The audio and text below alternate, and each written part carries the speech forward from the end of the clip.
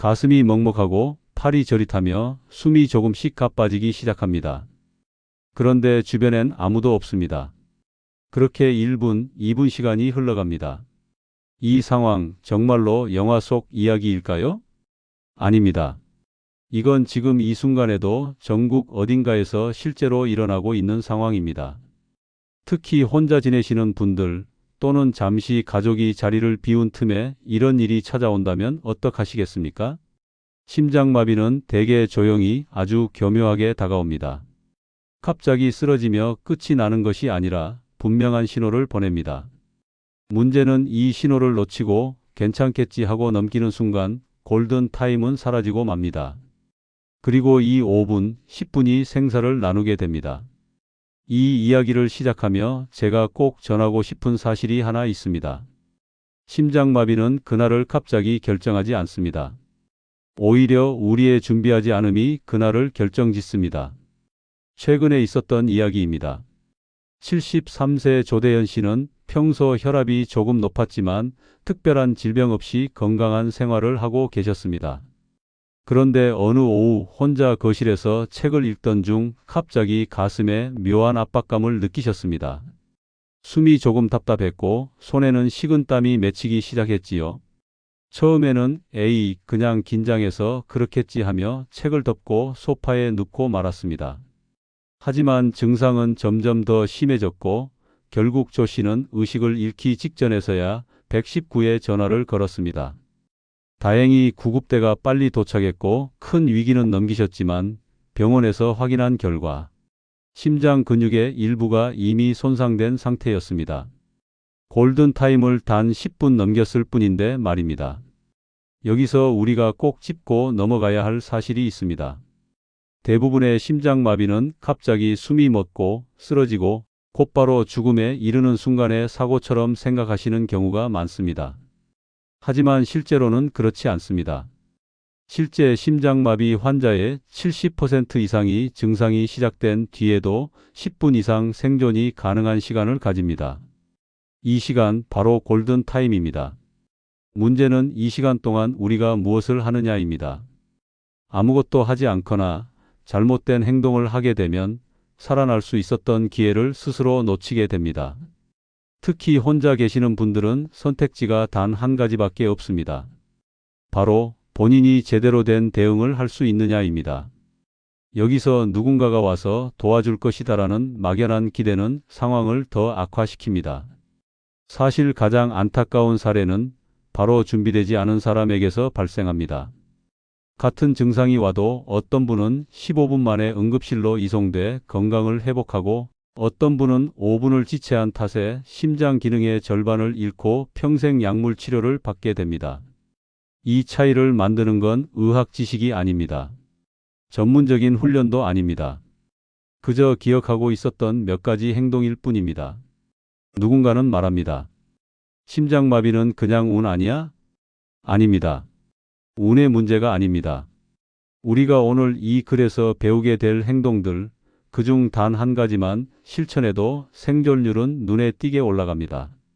예를 들어 아스피린 하나를 삼키지 않고 씹어서 복용하는 것만으로도 심장 근육 손상을 30에서 40% 줄일 수 있다는 연구 결과가 있습니다. 하지만 대부분의 사람은 평소에 이런 정보조차 접해보지 못했거나 막상 위급한 상황에서 기억하지 못합니다. 왜일까요? 우리는 대부분 병원에 도착하면 의사가 다 알아서 해준다고 믿기 때문입니다. 그러나 병원까지 가는 그 시간 동안 아무도 곁에 없다면 그 모든 해결은 시작조차 못할 수도 있습니다. 여기까지 보셨다면 분명 마음 한편이 묘하게 불편해졌을지도 모릅니다. 그렇다면 지금부터가 중요합니다. 이 글은 단순히 정보를 전달하는 글이 아닙니다. 앞으로 여러분이 직접 생명을 지키는 행동을 할 수 있도록 실전처럼 구성된 대응 매뉴얼을 알려드릴 것입니다. 심장마비는 생각보다 조용히 시작됩니다. 갑작스러운 고통이 아닌 애매한 불편감으로 다가오기 때문입니다.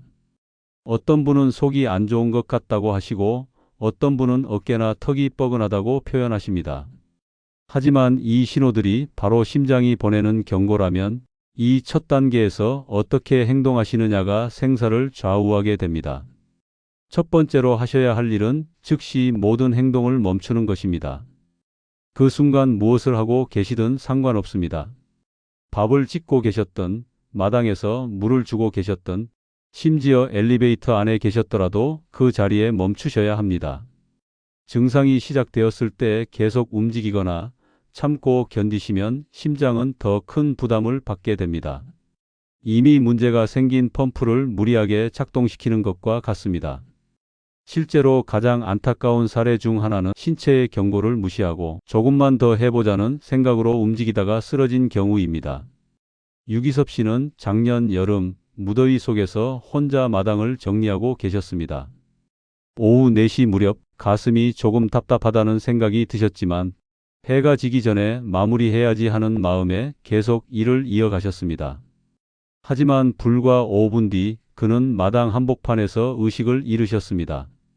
그를 발견한 이웃이 바로 신고했지만 병원에 도착했을 땐 이미 심장 기능의 상당 부분이 손상된 상태였습니다. 그날 그분이 만약 첫 증상에서 곧바로 멈추셨다면 결과는 분명 달라졌을 것입니다. 이처럼 몸이 보내는 신호는 절대 우연이 아닙니다. 특히 심장은 다른 장기보다 훨씬 명확하게 지금 쉬어야 한다는 사인을 보냅니다. 억지로 움직이기보다 즉시 앉거나 기대는 자세를 취하시고 더 이상 에너지를 소모하지 않는 것이 가장 우선입니다. 그 다음 단계는 약물 복용입니다. 만약 평소 심장약을 처방받아 복용 중이시라면 증상이 시작된 즉시 해당 약을 복용하셔야 합니다. 예를 들어 협심증이 있으신 경우 니트로글리세린을 혀 밑에 넣는 것이 대표적입니다. 혀 아래에 넣으면 혈관 확장이 빨리 일어나 혈류 흐름이 개선되고 심장의 부담이 줄어듭니다. 하지만 많은 분들은 이 약이 맞는지 지금 먹어도 되는지 고민하다가 시간을 허비하십니다. 이럴 땐 망설이지 마시고 평소 복용하던 방법 그대로 복용하시는 것이 맞습니다. 의사에게 처방받은 약이라면 그 순간을 위해 준비된 것입니다. 그리고 중요한 약이 하나 더 있습니다. 바로 아스피린입니다. 아스피린은 혈전을 녹여 혈관을 뚫어주는 효과가 있어 심장마비 초기에 복용하시면 손상을 크게 줄일 수 있습니다. 단, 반드시 씹어서 복용하셔야 합니다. 삼키면 효과가 나타나기까지 시간이 오래 걸리지만 씹으시면 빠르게 혈액에 흡수되어 응급 상황에 대응할 수 있습니다. 하지만 아스피린도 모두에게 적합한 것은 아닙니다. 위장 질환이 있으시거나 알레르기 반응을 겪은 적이 있으시다면 복용하지 않으셔야 합니다. 그런 경우에는 아스피린을 건너뛰고 바로 다음 단계로 넘어가시는 것이 바람직합니다. 세 번째 단계는 정확한 신고입니다. 119에 신고했어요 라는 말은 참 많이 들리지만 실제로 얼마나 정확하게 신고하셨는지가 생존을 가르는 요인이 됩니다. 예를 들어 단순히 가슴이 아파요라고 하시면 어떤 경우는 위장 문제로 오인될 수도 있습니다. 정확하게 이렇게 말씀하시는 것이 가장 좋습니다. 심장마비 의심됩니다. 가슴 압박감과 숨 가쁨이 있어요. 지금 혼자입니다. 주소는 시동 번지 아파트 동호입니다. 이처럼 구체적이고 간단하게 설명하시면 구급대는 즉시 심정지 가능성에 맞춰 준비를 하게 되고 출동 속도도 빨라집니다. 한 가지 덧붙이자면 이 신고는 가족보다 먼저여야 합니다. 많은 분들이 먼저 자녀나 배우자에게 전화를 거십니다. 그러나 가족이 당장 올 수 있는 거리가 아니라면 이 5분에서 10분이 위험을 키우게 됩니다. 반드시 119가 최우선이어야 합니다. 가족은 그 다음입니다. 그리고 지금은 스마트폰 시대입니다. 스마트폰에 긴급 연락처와 응급 의료 정보를 등록해 두시면 신고 후 통화가 끊겨도 구급대가 기본 정보를 빠르게 확인할 수 있습니다. 여기까지 세 단계는 심장마비가 의심될 때 단 5분 안에 반드시 실행하셔야 할 응급 대응입니다. 첫째, 즉시 멈추기. 둘째, 아스피린 또는 심장약 복용. 셋째, 119에 정확히 신고하기. 이 세 가지는 기적을 위한 준비가 아니라 살아남기 위한 기본입니다. 그리고 지금부터 이어질 다음 단계들은 구급차가 도착하기까지 시간을 버는 방법입니다.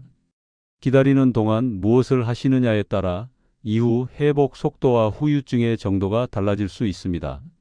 지금까지 멈추고 약을 복용하고 신고하셨다면 이제 기다림 속에서도 생존 확률을 높이는 행동이 시작되어야 합니다. 신고가 끝났다고 안심하셔서는 안 됩니다. 오히려 지금부터가 진짜 중요합니다. 구급차가 오는 동안 무엇을 하시느냐에 따라 이후의 경과가 달라질 수 있습니다. 많은 분들이 신고했으니 이제 괜찮겠지 하며 방심하십니다. 하지만 그 10분, 15분 동안에도 심장은 계속 싸우고 있습니다. 그러니 이 시간을 어떻게 버티느냐가 심장마비 이후 삶의 질을 결정합니다. 먼저 몸의 자세를 바르게 잡으셔야 합니다. 심장에 무리가 덜 가는 자세는 반쯤 기대어 있는 자세입니다. 바닥에 완전히 누우면 오히려 혈액이 심장으로 몰리며 부담이 커질 수 있습니다. 반대로 너무 꼿꼿이 앉아 있으면 호흡이 힘들 수 있습니다. 가장 좋은 방법은 등받이가 있는 의자나 소파에 상체를 약 45도 정도 기대고 다리를 약간 구부린 채 안정된 상태를 유지하는 것입니다. 이 자세는 심장이 받는 압박을 줄여주고 숨쉬기를 더 편하게 만들어줍니다. 여유가 있으시다면 다리 아래에 쿠션이나 담요를 받쳐주시면 더 좋습니다. 혈액이 다리에서 위로 돌아오며 순환을 도와주는 효과도 있습니다. 어떻게 앉아 있는가는 단순한 편안함의 문제가 아닙니다. 심장을 살리는 자세입니다. 자세를 잡으셨으면 다음으로 하셔야 할 일은 연락을 남기는 일입니다. 이미 119에 신고하셨더라도 가족이나 가까운 이웃에게 짧은 문자를 남기셔야 합니다. 여기서 주의할 점은 통화보다 문자가 낫다는 것입니다. 왜 문자일까요? 통화를 하면 에너지가 소모됩니다. 말하는 것, 상대방 이야기를 듣는 것, 감정을 주고받는 과정은 모두 심장에 부담을 줍니다. 실제로 말하는 도중 흥분하거나 불안감이 커지면서 호흡이 가빠지고 증상이 악화되는 경우도 있습니다. 반면 문자나 카카오톡 메시지는 에너지 소비가 거의 없고 내용을 간단히 전달할 수 있습니다. 가슴이 아파서 119 불렀어요. 문 열어뒀습니다. 이 정도면 충분합니다. 또한 문자는 기록으로 남기기 때문에 가족이나 지인이 도착했을 때 상황 파악이 훨씬 빠릅니다. 특히 혼자 계시는 경우라면 이 간단한 연락이 이후 병원 도착 후에도 중요한 역할을 할 수 있습니다. 예를 들어 알레르기나 복용 중인 약물 정보 등을 미리 가족이 알고 있어야 의사 판단이 빨라집니다. 그 다음으로 중요한 행동은 호흡을 조절하는 것입니다. 심장마비가 왔을 때 대부분의 사람은 본능적으로 숨을 빨리 쉽니다. 이는 당연한 반응입니다. 하지만 빠른 호흡은 심장을 더 급하게 만듭니다. 혈중 산소 농도는 오히려 떨어지고 호흡이 격해지며 불안감은 더 커집니다. 이럴 때는 반드시 의도적인 천천한 호흡으로 마음과 몸을 안정시켜야 합니다. 호흡법은 간단합니다. 코로 4초간 숨을 들이마시고 입으로 6초간 내쉽니다. 이 과정을 반복합니다. 호흡에 집중할 수 있도록 숫자를 속으로 세는 것이 좋습니다. 하나, 둘, 셋, 넷 들이마시고 하나, 둘, 셋, 넷, 다섯, 여섯 내쉽니다. 이 호흡은 단순한 안정 효과를 넘습니다. 실제로 심장 근육에 도달하는 산소 공급을 극대화하고 심박수를 안정화시켜 심장 부담을 줄이는 데 매우 효과적입니다. 불안한 마음을 다잡기에도 이보다 좋은 방법은 없습니다. 그리고 무엇보다 이런 상황에서는 내가 지금 할 수 있는 게 있다는 생각이 들게 해줍니다. 그 느낌 자체가 회복에 큰 영향을 줍니다. 한 가지 주의하실 점은 절대 억지로 깊게 숨 쉬려 하지 마셔야 한다는 것입니다. 들이마심을 너무 크게 하면 오히려 어지럼증이 생기고 불편해질 수 있습니다. 얕지만 규칙적인 호흡이 핵심입니다. 정리하면 구급차가 도착하기 전까지 하셔야 할 일은 세 가지입니다. 하나, 올바른 자세로 앉거나 기대기. 둘, 가족이나 이웃에게 짧은 문자 남기기. 셋, 의도적인 천천한 호흡 반복하기. 이 세 가지는 심장마비로부터 버티기 위한 방법입니다. 누구나 하실 수 있고 지금 당장 연습도 가능합니다. 평소에 한두 번만 따라 해보셔도 실제 상황에서 훨씬 침착하게 행동하실 수 있습니다. 이제 위기의 순간에 기본적인 대응이 준비되었다면 마지막으로 중요한 건 바로 평소의 준비입니다. 이 준비가 되어 있는지에 따라 그날의 결과는 완전히 달라집니다. 심장마비가 무섭게 느껴지는 이유는 단지 생명이 위태로워서가 아닙니다. 그보다도 대부분의 경우 혼자 있는 순간에 찾아오기 때문입니다.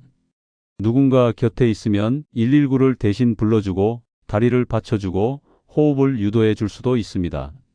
그러나 혼자라면 그 모든 행동을 스스로 해야 합니다. 그리고 혼자일 때의 위기는 단지 순간적인 대처만으로는 부족할 수 있습니다. 그래서 지금부터는 평소에 준비해 두면 생존율을 높일 수 있는 구체적인 습관들에 대해 말씀드리려 합니다. 단순한 조치처럼 보일지 모르지만 실제로 수많은 응급 현장에서 이 준비 하나로 생명을 건진 사례들이 반복되고 있습니다. 첫 번째는 문을 쉽게 열 수 있도록 해두는 것입니다. 심장마비가 오면 의식을 잃을 수 있습니다. 이때 문이 잠겨 있으면 구급대는 구조를 위해 문을 부수거나 관리실을 찾는 데 시간을 허비하게 됩니다. 실제로 이 몇 분의 지체가 생사의 갈림길이 되기도 합니다. 두 번째는 휴대폰에 긴급 설정을 해두는 것입니다. 요즘 대부분의 휴대폰에는 긴급 연락 기능이 있습니다. 전원 버튼을 여러 번 누르거나 특정 버튼을 길게 누르면 자동으로 119에 전화가 걸리고 지정된 가족에게 위치와 함께 문자가 전송되는 기능입니다. 이 기능을 설정해 두면 갑자기 말하기 힘들거나 손이 떨리는 상황에서도 쉽게 구조 요청이 가능합니다. 안드로이드와 아이폰 모두 지원하며 스마트폰을 사용하는 분들은 꼭 한번 설정법을 확인해 보시길 권해드립니다. 이와 함께 잠금 화면에 의료 정보를 등록해 두시는 것도 중요합니다. 혈액형, 복용 중인 약, 알레르기 정보, 보호자 연락처 등은 구급대가 도착했을 때 진료 방향을 결정짓는 핵심 정보가 됩니다. 의식을 잃은 상태에서도 이 정보 하나가 적절한 처치를 가능하게 만들 수 있습니다. 세 번째는 비상약과 연락처를 눈에 띄는 곳에 보관하는 습관입니다. 가장 추천드리는 곳은 냉장고입니다. 시원한 곳이어서가 아니라 구급대가 들어왔을 때 가장 먼저 시야에 들어오는 위치이기 때문입니다. 자석으로 붙인 작은 빨간 봉투 안에 아스피린 한 알, 119 신고 요령, 보호자 연락처를 함께 넣어두는 것만으로도 훌륭한 응급 키트가 됩니다. 네 번째는 가장 단순하지만 가장 강력한 준비입니다. 가족과의 약속입니다. 가슴이 아프거나 이상한 느낌이 들면 바로 문자로 알릴 것, 누워있을 것, 문을 열어둘 것, 구급차가 오기 전까지 절대 움직이지 않을 것, 이 간단한 약속을 평소 가족들과 나눠두는 것만으로도 그 순간에 당황하지 않고 순서대로 행동할 수 있습니다. 우리는 종종 위기에서 무엇을 할지보다 무엇을 하지 말아야 할지를 모르기 때문에 실수를 합니다. 괜찮겠지, 병원까지는 혼자 갈 수 있겠지라는 생각이 생명을 위협하는 판단이 됩니다. 준비란 거창하지 않습니다. 복잡한 장비나 고급 지식이 필요한 것도 아닙니다. 단지 몇 개의 종이, 몇 개의 숫자, 몇 가지 습관이면 됩니다. 그리고 그 준비 하나가 위기 상황에서 우리의 선택지를 늘려줍니다. 사람들은 말합니다. 심장마비는 예고 없이 온다고요? 맞습니다. 하지만 더 중요한 진실이 있습니다. 예고는 없지만 준비는 언제든 가능하다는 사실입니다. 누구는 단 몇 분 안에 무너졌고 누구는 끝까지 살아남았습니다. 그리고 그 차이는 단 한 가지, 준비되어 있었는가였습니다. 가장 안타까웠던 사례는 이런 경우였습니다. 집안에 아스피린이 있었지만 어디에 뒀는지 기억이 안 나. 찾는 사이 쓰러지셨던 분. 119에 전화를 걸었지만 주소를 제대로 말하지 못해 구급대가 도착하는데 시간이 지연됐던 분. 또는 단지 병원에 가야겠지라는 생각만으로 직접 차를 몰다가 운전 중 의식을 잃고 사고를 당하셨던 분도 계셨습니다. 이런 사례들을 마주할 때마다 떠오르는 생각은 하나였습니다. 이분이 단 한 번만 준비해 두셨다면 결과는 달랐을 텐데. 반면에 생명을 지켜낸 분들은 대부분 복잡한 지식이나 기술을 가진 분들이 아니었습니다. 평소에 단지 아스피린을 눈에 띄는 곳에 두고 가족과 그날에 대해 한 번이라도 이야기를 나눴으며 휴대폰에 긴급 연락처 하나만이라도 설정해 두셨던 분들이었습니다. 그 아주 작아 보이는 준비가 심장마비라는 거대한 위기를 막아낸 것입니다. 지금 이 글을 보신 여러분은 이미 준비된 사람의 한 발 더 가까이 와 계십니다. 이제 남은 것은 실천입니다. 준비된 약, 설정된 휴대폰, 가족과의 약속, 그리고 이 모든 것을 눈에 보이는 곳에 정리해 두는 습관. 이것이 진짜 생명을 지키는 방패입니다. 누군가는 묻습니다. 이렇게까지 해야 하나요? 저는 조용히 그러나 확신을 가지고 이렇게 답합니다. 심장마비는 한 번이라도 대비한 사람이 살아남습니다. 앞으로 다시는 이런 일이 없기를 바랍니다. 하지만 만약 그런 순간이 오더라도 오늘 이 글을 기억하신다면 당신은 절대 혼자가 아닐 것입니다. 준비된 사람은 위기를 두려움으로 받아들이지 않습니다. 그 순간을 지켜낼 수 있는 시간으로 바꿉니다. 이제 여러분 차례입니다. 이 영상을 보고 마음에 와닿으셨다면 당장 냉장고에 메모 하나를 붙여주세요. 심장 멈추기 전에 대비하자. 그리고 단톡방에 오늘 배운 내용을 공유해 주세요. 지금까지 시청해 주셔서 감사합니다. 오늘 영상이 누군가에게 단 하나뿐인 생명의 기회가 될 수 있습니다. 구독과 좋아요는 무료지만 그 영향력은 생각보다 큽니다. 여러분의 작은 클릭 하나가 누군가의 내일을 지켜줄 수 있습니다. 그리고 댓글로 남겨주세요. 건강한 하루, 건강한 인생 되시길 바랍니다. 다음 영상에서 또 뵙겠습니다. 감사합니다.